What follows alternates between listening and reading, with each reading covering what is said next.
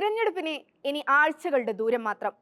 നേതാക്കളുടെ വാവിട്ട വാക്കുകളും കളം മാറി ചവിട്ടലുമൊക്കെയായി രാഷ്ട്രീയ വിവാദങ്ങൾക്ക് തെരഞ്ഞെടുപ്പ് കാലത്തും കുറവില്ല. വിവാദങ്ങളുടെ ചൂണ്ടുവിരൽ EVM അഥവാ ഇലക്ട്രോണിക് വോട്ട് മെഷീനിലേക്കും നീളുന്നു.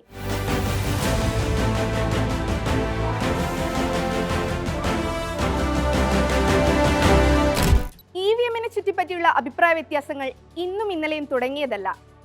ഇന്ത്യയിൽ EVMന്റെ തുടക്കം തന്നെ അങ്ങനെയായിരുന്നു. 1982-ൽ കേരള നിയമസഭയിലേക്ക് നടന്ന തിരഞ്ഞെടുപ്പിലാണ് എറണാകുളം പറവൂരിൽ ആദ്യമായി വോട്ടിംഗ് യന്ത്രം ഉപയോഗിച്ചത്. എന്നാൽ തിരഞ്ഞെടുപ്പിൽ പരാജയപ്പെട്ട സ്ഥാനാർത്ഥി വോട്ടിംഗ് യന്ത്രത്തിന്റെ സാധുത ചോദ്യം ചെയ്ത് സുപ്രീം കോടതി വരെ എത്തി. പറവൂരിൽ വീണ്ടും തിരഞ്ഞെടുപ്പ് നടത്താൻ കോടതി ഉത്തരവിട്ടു. അങ്ങനെ EVMലൂടെ പരാജയപ്പെട്ട സ്ഥാനാർത്ഥി ബാലറ്റ് പേപ്പറിലൂടെ നടത്തിയ തിരഞ്ഞെടുപ്പിൽ വിജയിച്ചു. എന്നാൽ ക്രമേണ EVMന്റെ ഉപയോഗം വർദ്ധിച്ചു. നിയമസഭാ തിരഞ്ഞെടുപ്പുകൾക്കൊപ്പം ലോക്സഭാ തിരഞ്ഞെടുപ്പുകളിലും EVM അവിഭാജ്യ ഘടകമായി.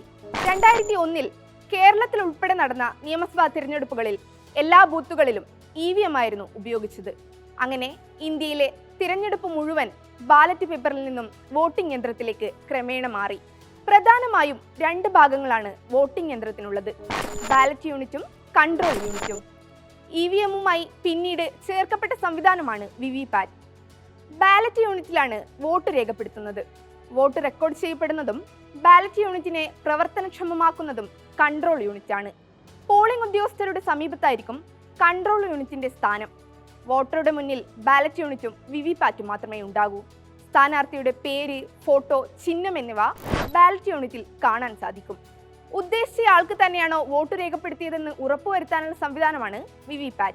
വോട്ട് ചെയ്ത് കഴിഞ്ഞയുടൻ വോട്ട് ചെയ്ത സ്ഥാനാർത്ഥിയുടെ പേരും ചിഹ്നവും VVPATൽ 7 സെക്കൻഡ് നേരത്തേക്ക് തെളിയുന്നു. വോട്ടർക്ക് മാത്രമേ ഇത് കാണാൻ കഴിയൂ.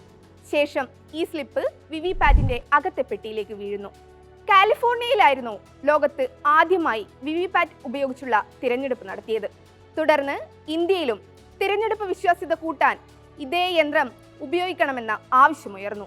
2010-ൽ നടന്ന സംയുക്ത രാഷ്ട്രീയ പാർട്ടി യോഗത്തിലായിരുന്നു ചില പാർട്ടികൾ തിരഞ്ഞെടുപ്പ് കമ്മീഷനോട് VVPATന്റെ ആവശ്യം ഉന്നയിച്ചത്. 3 വർഷങ്ങൾക്ക് ശേഷം നാഗാലാൻഡിൽ VVPAT ഉപയോഗിച്ചുള്ള ഇന്ത്യയിലെ ആദ്യ തിരഞ്ഞെടുപ്പ് നടന്നു. 2017 മുതൽ എല്ലാ നിയമസഭാ ലോക്സഭാ തിരഞ്ഞെടുപ്പുകളിലും VVPAT ഉപയോഗിക്കാൻ തുടങ്ങി. ഹൈദരാബാദിലെ ഇലക്ട്രോണിക്സ് കോർപ്പറേഷൻ ഓഫ് ഇന്ത്യ ആയിരുന്നു 1979-ൽ EVMന്റെ ആദ്യ മാതൃക നിർമ്മിച്ചത്. ബംഗളൂരുവിലെ ഭാരത് ഇലക്ട്രോണിക്സ് ലിമിറ്റഡും EVM നിർമ്മാണത്തിന്റെ ഭാഗമായി. കേന്ദ്ര സർക്കാരിന്റെ കീഴിലുള്ള ഈ 2 സ്ഥാപനങ്ങളാണ് VVPATന്റെയും നിർമ്മാതാക്കൾ. വോട്ടിംഗ് യന്ത്രത്തിൽ അട്ടിമറി സാധ്യമാണെന്ന ആരോപണങ്ങൾക്ക് ഇന്നും പഞ്ഞമില്ല. മുമ്പും ഇത്തരം ആരോപണങ്ങൾ ഉയർന്നു വന്നപ്പോൾ EVMലെ കൃത്രിമത്വം തെളിയിക്കാനുള്ള വെല്ലുവിളിയുമായി തിരഞ്ഞെടുപ്പ് കമ്മീഷൻ തന്നെ രംഗത്തെത്തിയിരുന്നു. വിരലിൽ എണ്ണാവുന്ന പാർട്ടികൾ വെല്ലുവിളി ഏറ്റെടുത്തെങ്കിലും ആരും തയ്യാറായില്ല എന്നതാണ് വാസ്തവം. EVMൽ അനാവശ്യ ഇടപെടൽ സാധ്യമല്ലെന്ന് കമ്മീഷൻ ആവർത്തിക്കുന്നു. ഇതൊരു ശൃംഖലാ സംവിധാനമല്ല എന്നതാണ് പ്രധാന കാരണമായി ചൂണ്ടിക്കാണിക്കുന്നത്. ഇന്റർനെറ്റുമായോ കമ്പ്യൂട്ടറുമായോ EVM ബന്ധിപ്പിച്ചിട്ടില്ല. അതുകൊണ്ട് തന്നെ ഹാക്ക് ചെയ്യാനോ പുറത്തുനിന്ന് മറ്റൊരു സിഗ്നൽ സ്വീകരിക്കാനോ EVMന് പറ്റില്ല. ഇതിൽ സംഭരിക്കുന്ന ഡാറ്റ മറ്റൊരു ഉപകരണത്തിലേക്ക് മാറ്റാനും കഴിയില്ല. സ്വതന്ത്രമായി പ്രവർത്തിക്കുന്ന സാങ്കേതിക വിദഗ്ധ കമ്മിറ്റിയുടെ നിരന്തര പരിശോധനകൾക്കും EVM വിധേയമാകുന്നു.